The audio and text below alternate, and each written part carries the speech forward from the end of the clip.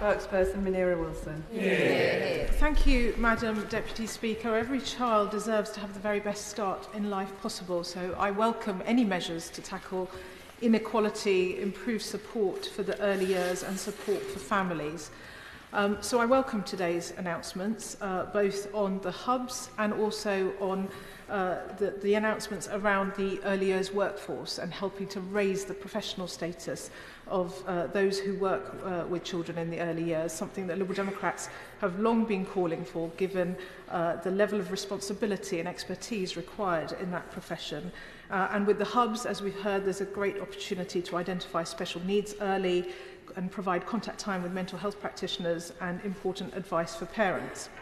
However, these changes need to go hand in hand with addressing some of the deep problems facing charitable and private early years providers. And I hope the government will start by reversing the national insurance hike for early years and nursery settings, together with reviewing the rates that they pay to providers to ensure that they are actually covering the actual costs of delivering high quality care and early years education, because we do know that many nurseries across the country are struggling. And whilst I have the Secretary of State's attention on early years, could I raise with her the tragic cases of Gigi Meehan in Stockport, in Cheadle, and the children at the Twickenham Green Nursery in my constituency, who were completely failed by their early years providers at the hands of extremely cruel, vicious, uncaring staff.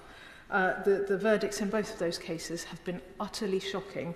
Now, I know the Minister sitting next to the Secretary of State met with my honourable friend for Cheadle last week, and although her announcement didn't include it, I have read in some news reports that the government will be increasing Ofsted inspections for nurseries, something that Gigi's parents and my honourable friend for Cheadle and I are pressing for. But over and above that, we do need to see a strengthening of the early years framework to include the use of CCTV. And can I, one sentence if I may, Madam Deputy Speaker, finally, could I just press the Secretary of State once again to put the parents and carers of children with special needs across the country out of their misery and rule out scrapping Order, Secretary of State. Thank you, Madam Deputy Speaker. The Honourable Lady asks a number of questions. Where it comes to and I'm grateful for the broad welcome that she's given to the intent of this government to make sure that all of our children get the best start in life.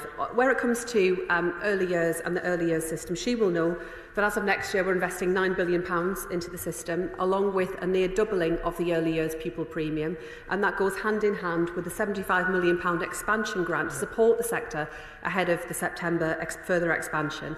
In addition to that, we are working across government, as the strategy sets out, about how we can consider simplification of funding, how we make sure it is working in the way that it is intended for both providers and for parents. And of course, I'd be happy to discuss further issues of that with her. As she says, my honourable friend, the Minister for Early Years Education, did meet with Genevieve's family and with the honourable member last week. And just to answer directly the question in terms of Ofsted, from next April, Ofsted will inspect new early years providers within 18 months of opening and will move towards inspecting all providers at least once every 4 years compared to 6 years currently, alongside additional investment to strengthen quality assurance and inspector training to make sure that all children are safe, loved and protected. And I would also join with the Honourable Lady in sending my condolences to the families affected.